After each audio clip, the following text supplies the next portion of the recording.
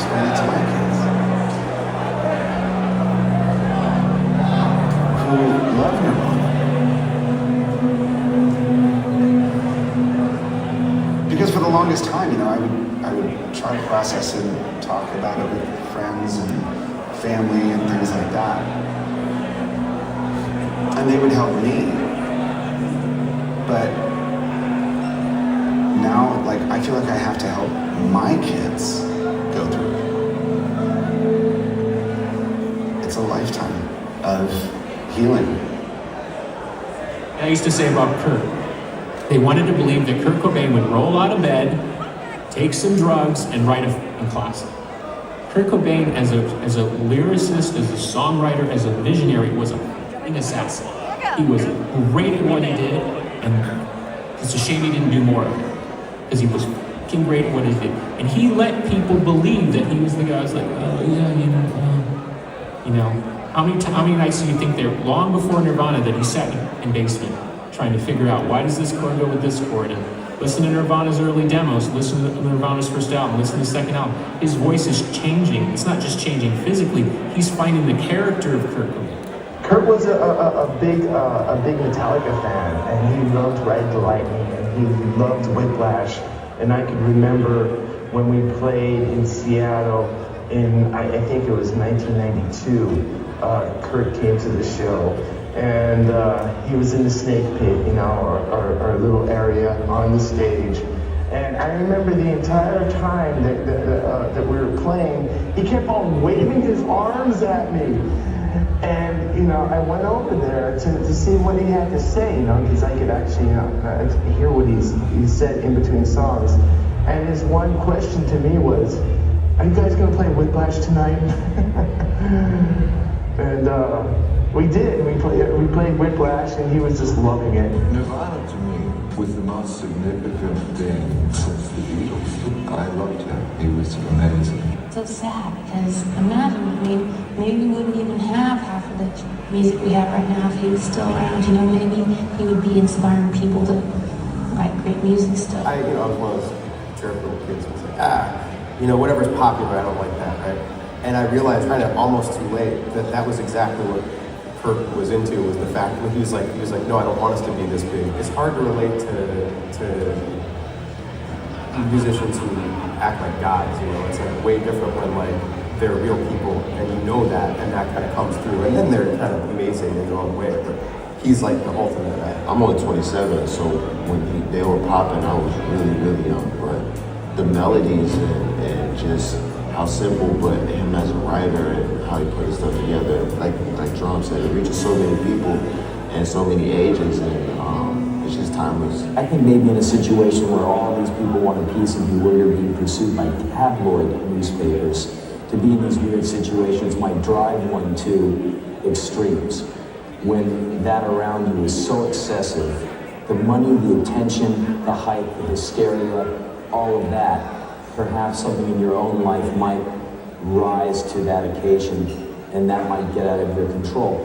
Also, a lot of people, they're brilliant, and they're very sensitive, and perhaps they're not ready for the brutality of mass acceptance. And that's the word that describes it best, brutal. What he did should not be judged by anyone on the planet. Nobody knows what he went through. Nirvana put out a record, it did nothing, and the next record exploded. We don't sell 1/5, 1/6, 1/10 of the records they sell, and I don't like the pressures that I have, but he doesn't like the pressures he had. And think of the pressure that dude had. Nugent said he's glad Cobain is gone. He made his feelings known while hosting a nationally syndicated radio show Monday. Kurt Cobain was the perfect example of the toxic underbelly of disgusting denial that permeates our society today. He was a weenie, and when he's dead, Kurt Cobain's daughter has only one hope to have a decent life, and that's that toxic slut of a heroin-addicted mother would die, so maybe the baby would get in the hands of someone who cares, who can actually be a loving parent. Like what he did, Nevermind, that album was very impactful for its time. And like, I listened to the album. I bought the album back in 2016 for the first time when I was getting into Kurt Cobain and stuff like that. It talks about a lot of subjects about his state and his state of mind at that point. You know, like most of the rappers that I know was either antisocial, bipolar, schizophrenic. Those are the best artists that like that. I heard some people talk about you as the Kurt Cobain of our time. What do you think about that? I identify with what he went through. I can assure you that. I know I speak to, and the band speaks to a lot of the generation of today. So I know he did at his time. So I mean, that's a comparison. That's a pretty big, tall order to fill. The only person that inspires me, the word inspired, the only person that inspires me is Kurt Cobain, because I feel like he went out with his mystique. Anybody that can die with the mystique definitely completed what they started. Because he died a character. Nobody ever got to see the other side of him. Nobody ever got to see that human side of him. And I definitely want to like conquer that. I want to definitely become my persona altogether. So I mean, he did it right as fuck, man. So he was never concerned that our child would have. I assured him that I was built like an oxen and could carry this pregnancy to term and not have any problems. But you know, I was a young woman. The pregnancy isn't the problem. It's the being around a junkie while I'm pregnant when I'm a junkie too, and I know the minute that baby's out, I'm gonna go shoot up in celebratory fashion. You know what I mean? Like, that was our lifestyle.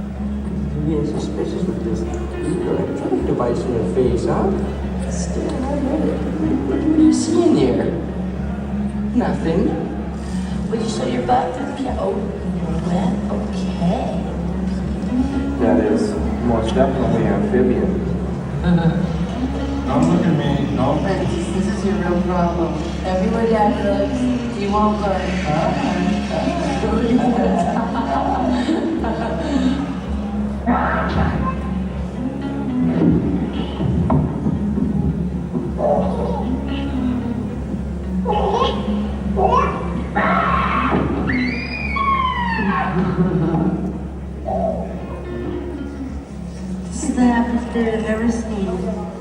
Don't you think? She's got lots of things in store for her. You want to be at the star for a while and off now? You want to be the star?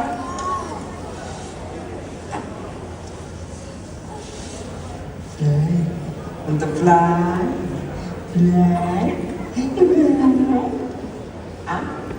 Nose. It's good.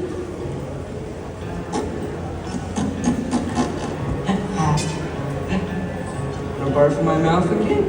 3 times the charge. Are you giving all this? Yes. Oh,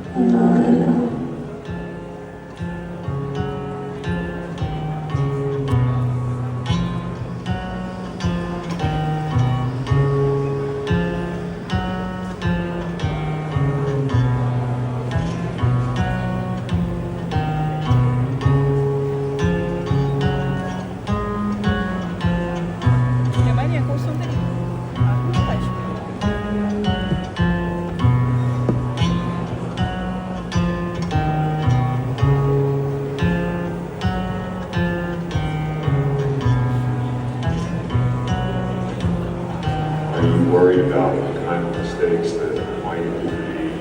You were growing up in a certain action kind of deal with her situation. My father and I are completely different people. I know that I'm capable of showing a lot more affection with my loved. I mean, even if Kurt and I were to get a divorce, I would never allow us to be in a situation where there are bad vibes between us in front of her. If there's anything that we're determined to do is to give Princess as much love as we can. I mean, if anything is going to stop me from pursuing this rock and roll thing, it's going to be her, because I don't want her to be screwed up because of it. I don't know what's going to happen next week.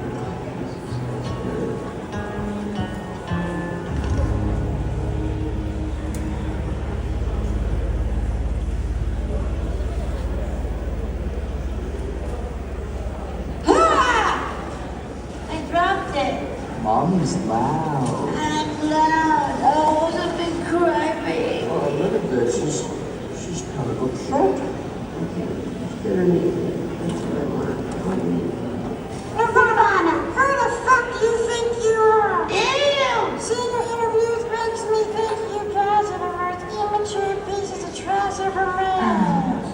If you assholes could ever write anything that could come close to anything Guns N' Roses has written, maybe you could talk. But until you sell a few billion more albums, take your head out of your asses and smell the air. It smells like Guns N' Roses. Thank you. Thank you. Thank you. Thank you. Okay, enough of cute voices. Leave me alone. I have to read this now. Especially you. Don't look at me. Don't look at me.